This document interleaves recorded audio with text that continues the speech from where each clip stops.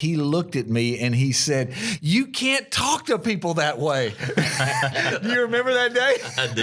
You remember that day? I remember several of those days. As a matter of fact, then I remember one day when Grandpa says, "You can't talk to people that way."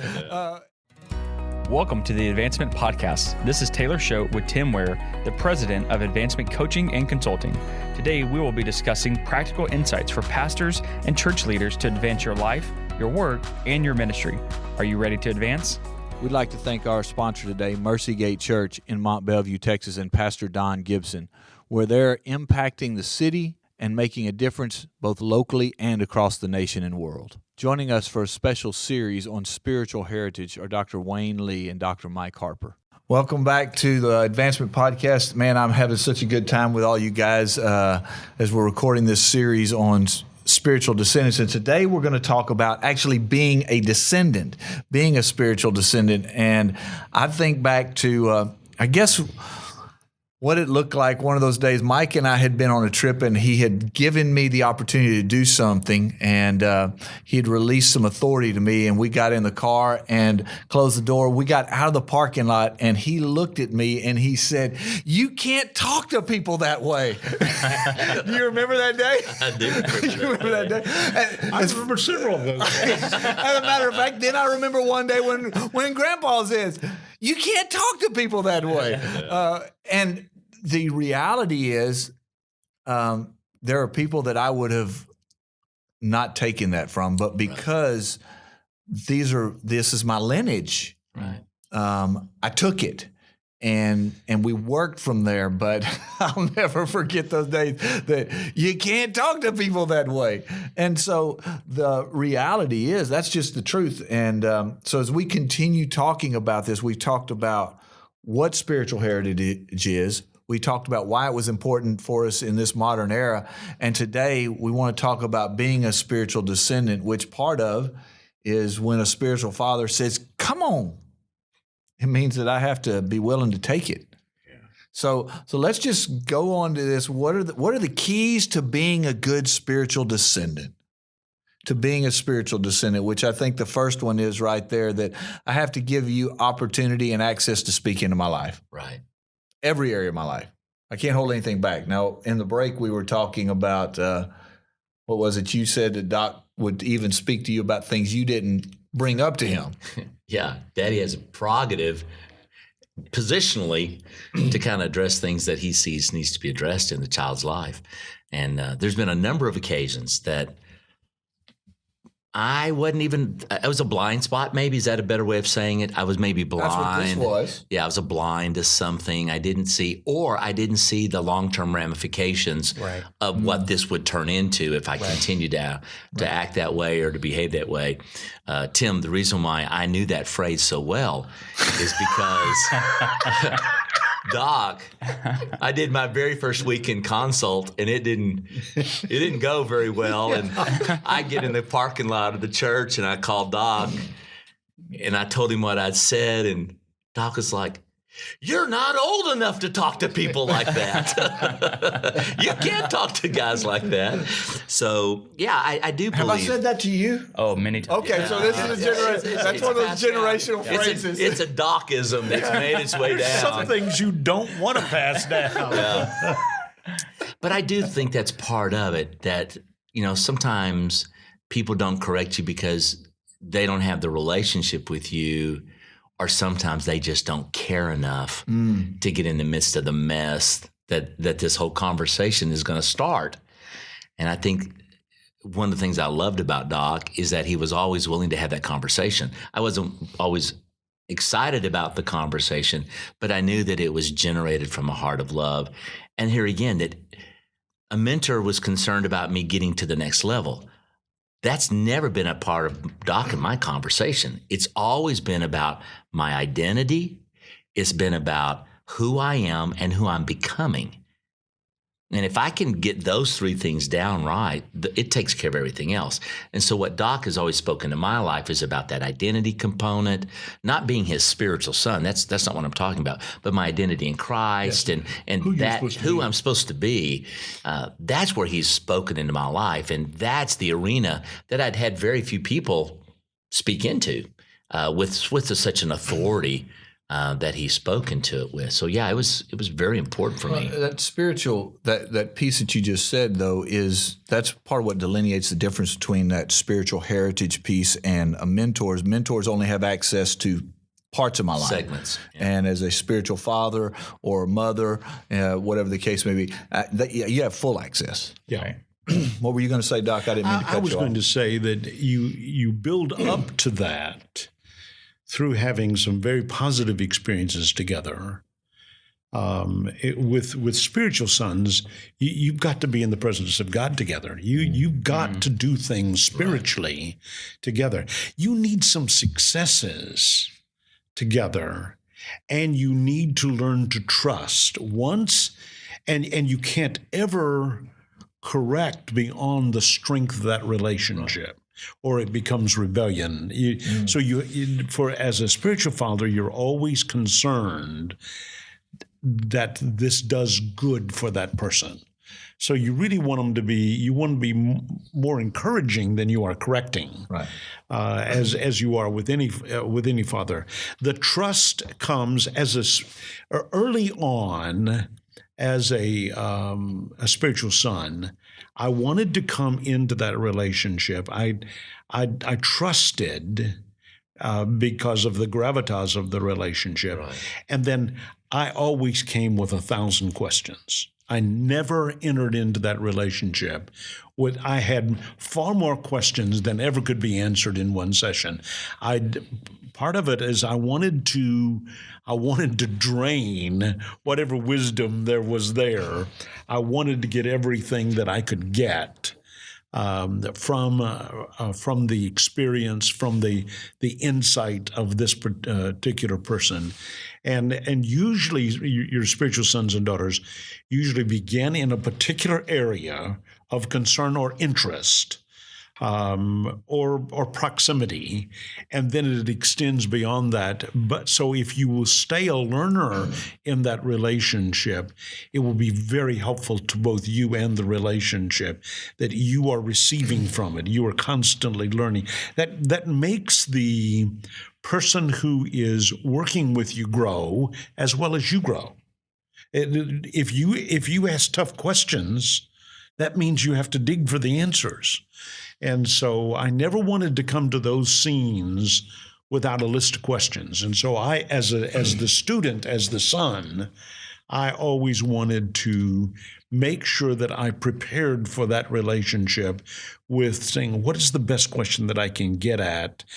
Because you can't, even though you have a spiritual father, you can't give up the responsibility to grow yourself. That's really between you and God. You can't give that up. So you always want to prepare with questions. You always want to ask. You always want to keep growing in the relationship, regardless of how short it is or long it is. So I heard two things. Okay, there. Go ahead.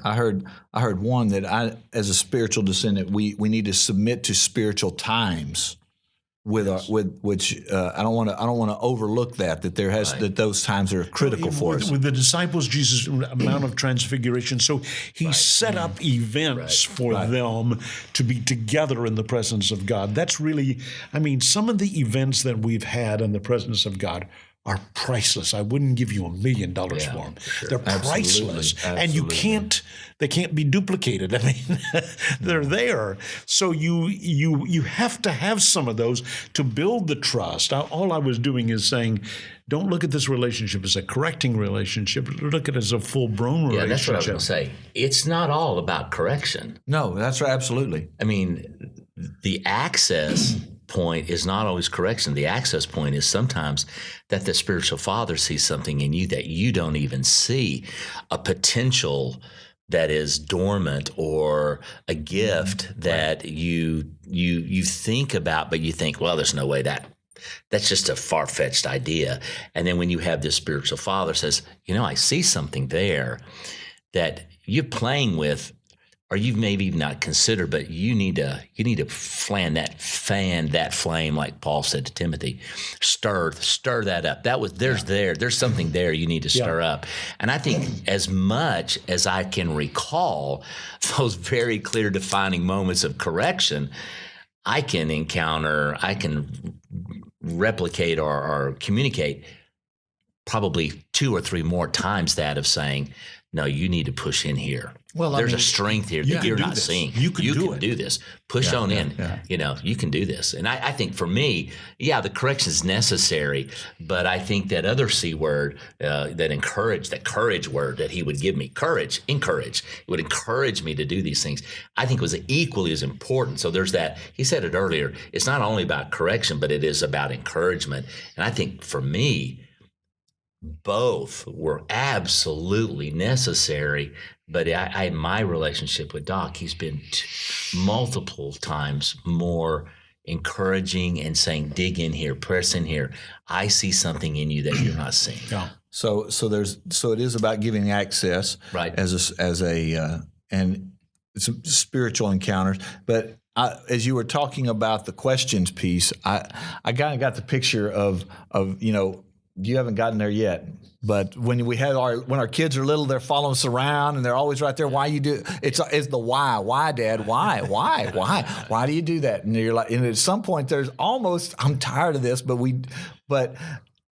so I don't know if is the right word that there's being a spiritual descendant requires some pursuit. Is pursuit the right word? It does. Yeah. Yeah. My pursuit of Doc came through an educational pathway. Yeah. Truthfully, I had no desire to get a master's degree. I had no desire to get a bridge. I had no desire to pursue a doctorate. But he's a reluctant disciple, I'm telling you. That's true. But I'm telling you, if he'd have been climbing Mount Everest, I'd have been climbing. If he'd have been a spelunker, if he'd have been a whatever it was. I can't see that. Yeah, I can't see him doing that either. That was a little strange. But the issue is, it was about, I was going to go wherever he was. It didn't matter. It just happened to be the pathway.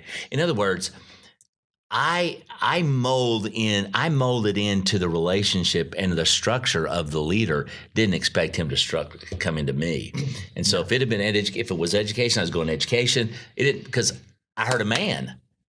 John 4, I heard a man. Something spoke to me, and I said, I'm going here. So it didn't matter what we were doing. I was going to pursue him. And today I'm so glad that I did. So in the break, Taylor, you also brought up that being a spiritual descendant also means taking up responsibility. Yeah, I was thinking in our last episode, just the fact, as we talked about the line being fruitful, that really stuck out to me. I reversed it and thought, if the line's going to be fruitful, something fruitful has to have been passed down to me, right. And putting a value on what's been passed down, and then going back that someone entrusted my spiritual father and someone entrusted his spiritual father of something of value, of worth, which again, in the very first one, we talked about the inheritance that it's found all in both testaments. But Paul specifically talks about, we have received an inheritance. Right. And that's what we're passing down. And just the reality of being a spiritual descendant requires me to recognize what's happening in my life. That's something I think for the first several years, maybe the first 10 years of our relationship, I didn't recognize. I knew you were invested in me for some reason. I thought it was just because I was hot stuff. Little did you know. Little did you know. I saw something you did not see. Then I realized I was stuff. But then now I'm realizing that there is something to this, that God didn't just randomly select two people to be in a relationship, but there's a divine nature that Doc talked about earlier. And I want to be a good steward of that. Looking back up through our lineage, back to Doc and beyond, going, what did God start years ago that he's entrusted down the line? And then realizing that it cannot stop with me. How shameful would it be for God to have started something years ago that he's still wanting to pass down, for me to sit on my seat and go, well, this is all about me or all for me, and not be thinking about how is a line going to be fruitful. Wow. Great word. What do you add to that? Make you proud? Yes, it does. It does. And the responsibility also goes up the line of saying, okay, let's make sure that we don't put our hands on this. Let's make sure that it's God at work. Yeah. And let's make sure that what we deliver is, I think that's what Paul is doing. He's trying to deliver to his spiritual sons something as pure as he can deliver it. Mm-hmm. And then when he walks off of the stage of time saying, I fought the fight, I did the right thing, and I've kept the faith. And so it's the responsibility is both ways. It seems pretty heavy on this end to make sure that it is not, that we have so much in the political realm that does not bespeak of this, and that our movements have got to be careful that we're making spiritual sons and daughters, and that we don't do human motive can corrupt what God's trying to do very quickly. And I've cautioned Mike about that. Please don't let this become political. Because what we're trying to do is not political, it's spiritual. Yeah. And so we have, the responsibility goes all the way to the line. Each person taking and delivering and then trying to keep their hands off of it in terms of self-will. It's all about me, that kind of thing. We're not talking about cloning. Yeah. It's not cloning. Doc and I are very different. Very different. You and I are very different. Yeah. You're very different from Doc. I mean, you can see that this isn't a cloning process. So in other words, you've got to speak my language. You've got to use my illustrations. You got to walk like me, talk. Doc and I have the same haircut just because it's natural. Because it's natural. And we're ahead of our time. It's coming back. You guys don't know that, but it's coming back. And we're just waiting on Tim to catch up, right? But if I was to comb it back like y'all, it'd be there. But I'm combing it forward just to hide it because I'm not I ready. prophetically speak that generational curse it's stops. a curse. But it's really not cloning. And I think that sometimes when we think about spiritual children, that some of the bad pieces of it that may have filtered in, that maybe made us move away from it, was very much, no, you've got to dress like me, talk like me, and it's a very cloning component. Yeah, that's and I think what we're talking about here is none of that is in there. It's more of that spiritual DNA piece that filters through, which is a passion for transformation, which is a passion for the kingdom of God, fulfilling the mission of Christ. Yeah. Not how I do it, but that a fact that I do it and that I pass it on. It's more value-based than even method-based. That's good. It's more That's value-based. really good. Yep. I even think as a young guy listening to this, realizing there's a tendency, I think, in my age group to go, who do I want to be like, and only look towards guys that we want to mimic or we want to be cloned into. So instead of saying, God, who in my life have you put to be a spiritual father that shares those values, or that you want to impart something from them into me to go down. We tend to look for someone I want to be like, instead of, and that's a great, I had not thought that, because I know I've asked that question before, like, God, who can I be like? Right. Who can I look like or talk like or preach like? But what if that's not what God's wanting for this lineage? He's never asked me to preach like him or to lead like Mike him. asked me to do that once. Well, you needed some help with some content. Let's just be real candid here. But it is so refreshing that he has allowed me to embrace, encouraged me to embrace my own methodology, the uniqueness of God's DNA on me, the unique thumbprint of God on me. So it's not about making a mini Doc. It's about helping me identify the uniqueness of God in my life. That's why I keep saying it's not about a skill. It's about learning my identity, who I am, and who God wants me to be. That delineates, I think, all the other things that we were talking about, but the mentor, or even that person who says, I just want you to act like me. I want a robot. And this is not what spiritual mentoring and spiritual fathering is all about. So let's talk about, whenever this conversation comes up and you talk about spiritual heritage and spiritual fathers and sons and mothers and daughters, traditionally in the church, sometimes the word honor is thrown around pretty heavy, and in some movements, that I am, there's this downward honor piece. So what does honor look like? I mean, I have my opinion, but I want to hear from you guys. There has to be an honor piece that goes with being a descendant. There is, let's be honest, we're all deferring all the way so that Doc gets most of the mic time because there's an honor piece that goes up. But what is on there? So we wrote. You said have a posture of honor, but that's not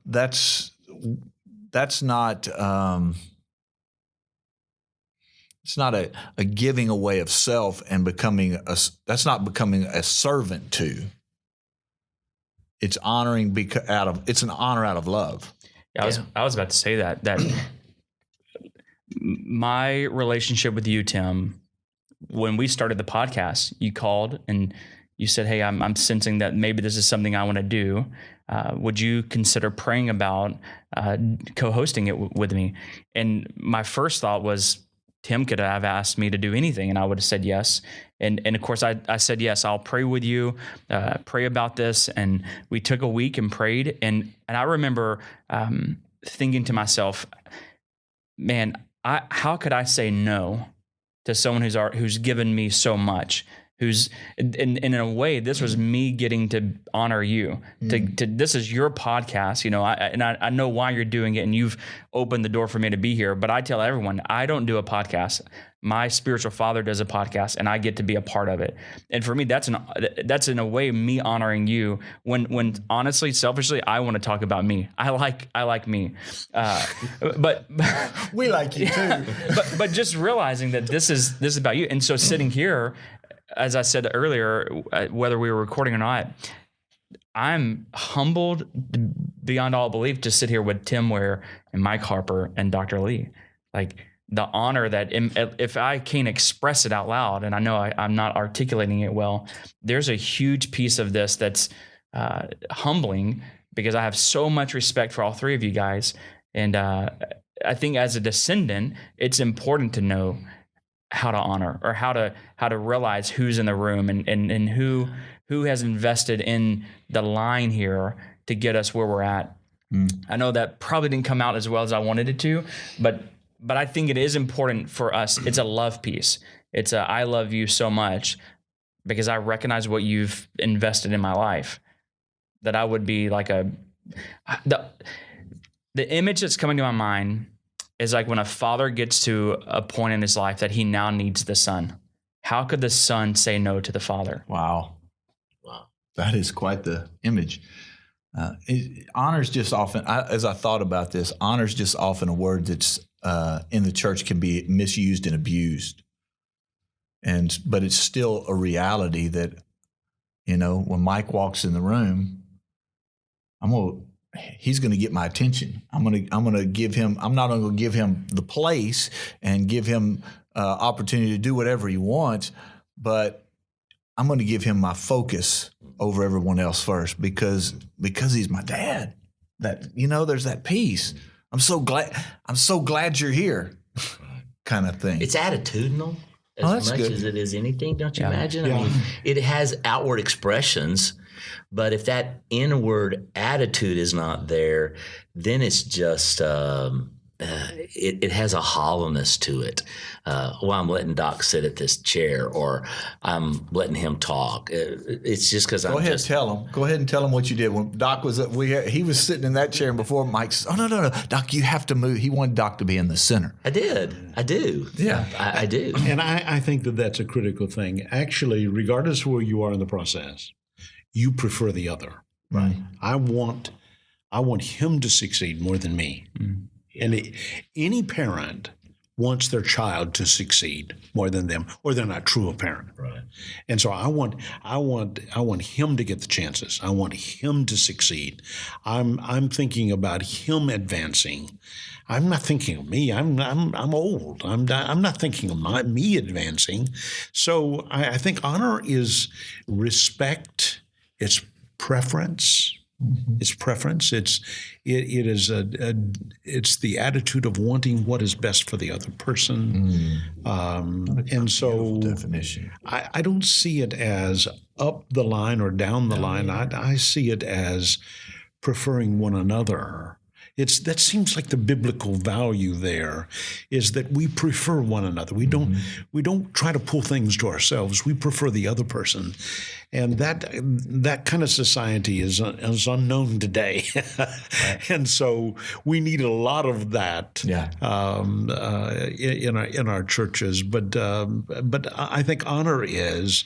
But when I prefer him, I'm honoring him. Yeah. I'm honoring him. Right. It feels very uncomfortable when Doc honors me, because I work so hard because I want to. I want to go there, right. And so it feels like, whoa, no, this is backwards here. It's true, But I think it's kind of like the analogy for me was I remember very distinctly one day, my dad and I going to a restaurant, and I ordered something and he ordered something, and his was obviously so much better than mine. He was going to pay for it. He's dad. He's going to pay for the meal. And I just clearly remember my dad taking a piece of that big old steak that he had. And he could have sat there and said, oh, this is a great steak. Man, I'm dad. I deserve this. I'm paying for this meal. But what my dad did is cut it in half and says, I want you to have some of this steak. It was that attitude of saying, hey, I know I'm right. This is duly mine. I'm paying for it. I've earned it. It's my money. I've worked hard for it. But it was just that, I'll never forget that moment as long as I live, of just saying, hey, I want you to experience what I'm experiencing.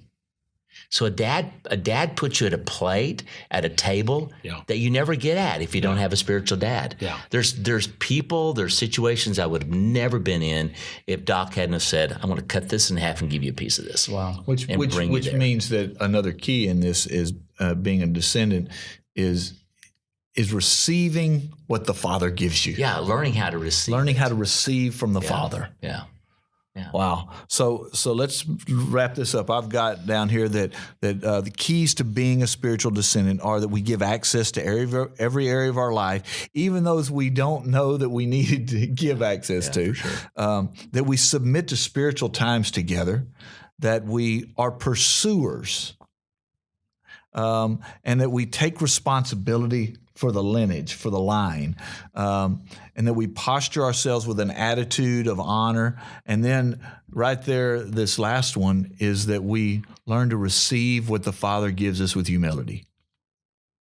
That's great. So instead of doing it to you, I'm going to look across this way and say, what's your takeaway? I'm going to honor Doc. This way. So from this conversation, from this part of the dialogue, Doc, what's a takeaway for you? I would think in that section, I had not thought of the honor piece, and because I don't think that way. But for me, honor goes both ways, and preferring one another in this relationship is now that we're bringing it to the surface, that's really important, and if we had more of that, it would feel like mutual submission, mutual benefit to one another, and so the honor piece was a good insight for me. Good. So as we wrap up today, our question I want to leave you with is thinking about each one of us here are spiritual descendants, where Doc is the only one whose spiritual father has passed on. But so ask yourself the question: if you're in a relationship where you have a spiritual father, how are you doing at being a good spiritual descendant? And so Looking forward to the rest of the conversation. We'll see you next time. Thank you for joining us today on the Advancement Podcast. The show notes are available on our website at www.advancement.cc, along with other resources. Again, this is Taylor Schode on behalf of Tim Ware and the entire Advancement team. We want you to remember that you are meant to advance.